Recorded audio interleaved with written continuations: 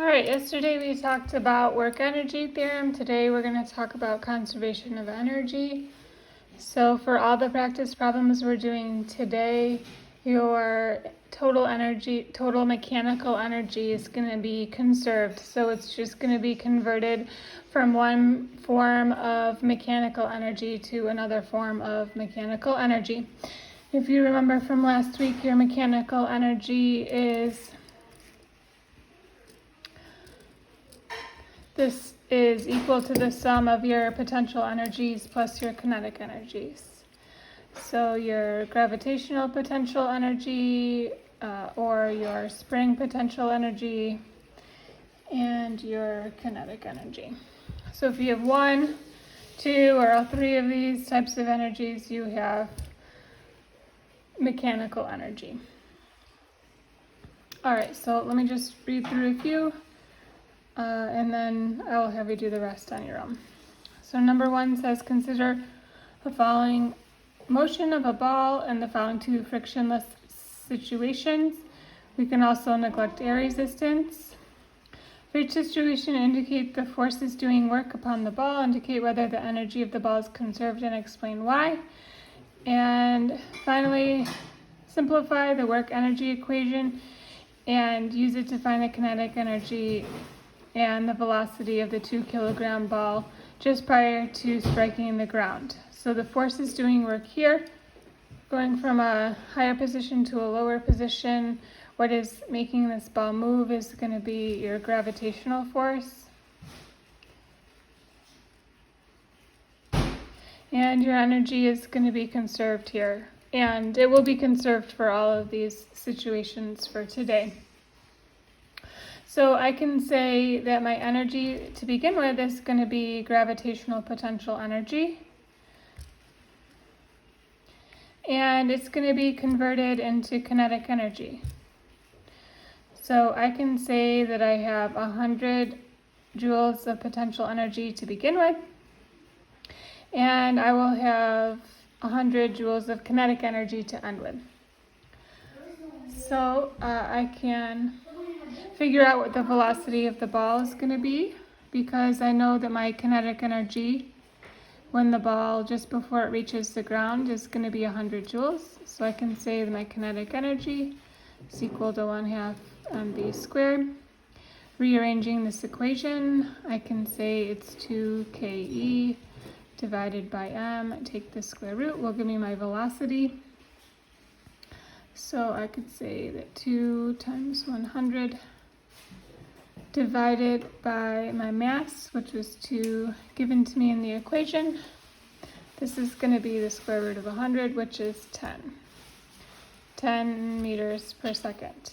So whether you're on an incline or whether you are just falling through the air, if your incline is frictionless, of course, if it's not frictionless, energy will not be conserved because negative work will be done by your frictional force. But in this case, if we have a frictionless surface and we're starting from the same horizontal heights above the ground, the same vertical position above the ground, they're going to end up with the same velocity at the bottom. So at the bottom of this one, you'll have no gravitational potential energy anymore. All of that gravitational potential energy will be converted into kinetic energy, and you'll still have that 10 meters per second for the velocity of the ball at the bottom.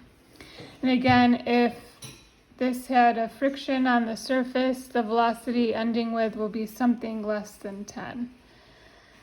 Okay. All of these are pretty similar. The idea is pretty similar. So let's take a look at number 5. So we are going to find our kinetic and potential energies along this roller coaster path. So at this height here, we have no kinetic energy, which means we're not moving, and we only have gravitational potential energy. So at all of these spots, we have some, but not both, until we get to this last thing here.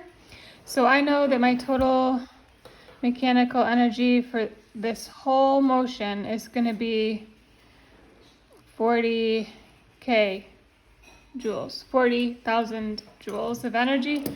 I guess I can write out 1,000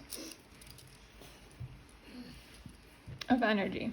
And I know that my total mechanical energy is going to be equal to my potential energy. In this case, it's gravitational potential energy plus my kinetic energy. So at any motion along, or any point along this motion, I can figure out what my potential and kinetic are because I have my total. So my total here, if my energy is conserved, is going to be 40,000. And let's continue going around the rest. So when I'm at this position here, I have no potential energy, which means that all of my energy is kinetic. So I can say this is 40,000. Same thing with here, there's no potential energy, so I can say that my kinetic energy is 40,000. Here I have a little bit of potential energy, so I am going to have a little less kinetic energy, so it's going to be 40,000, which is my total, is equal to my kinetic plus my potential. So if my potential is 5,000, and my kinetic energy must be 35,000. The sum of my potential and my kinetic is going to be still the 40,000. So when doing the rest of these, 20,000 plus 20,000 will give me 40,000. 15,000 plus 25,000 will give me 40,000, and then 32,500 plus 7,500 will give me 40,000. So the sum of my potential plus my kinetic at any point along this path will be equal to 40,000 because my energy is conserved. I do want to point out that the higher up I am, the more potential energy I have, the less kinetic energy I have. So my velocity at A is going to be the smallest, then my velocity at B is going to be the second smallest, my velocity at C will be the third smallest, my velocity at this position and this position will be, greater. I meant greater. Sorry, there's no velocity here. My velocity is increasing, but it'll be the smallest here. It'll be bigger here, bigger here, bigger here, and biggest when you have no gravitational potential energy. Let's see what other ones we can do together. All right, this will be about the same. Your angle here does not matter. All right, let's read a few of these, and I'll find one with some spring potential. So I've got a 10 kilogram ball. This is my mass.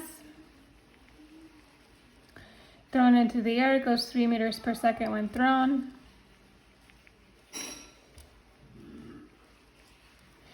And how much potential energy will it have at the top?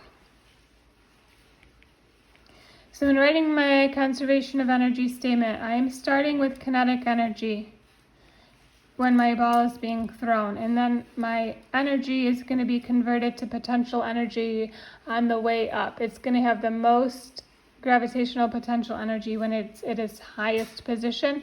If you remember from motion, you'll have no velocity when your object is at the highest position, if it's moving in one dimension.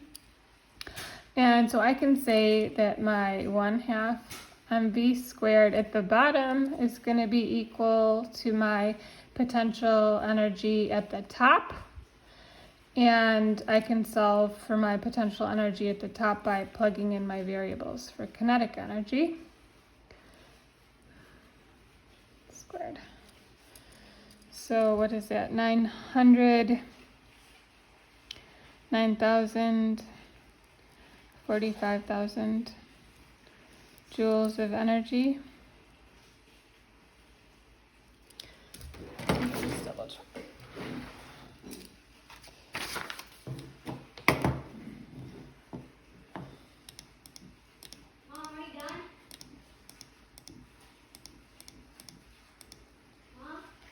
Just a second, sweetie. I have one too many decimal places.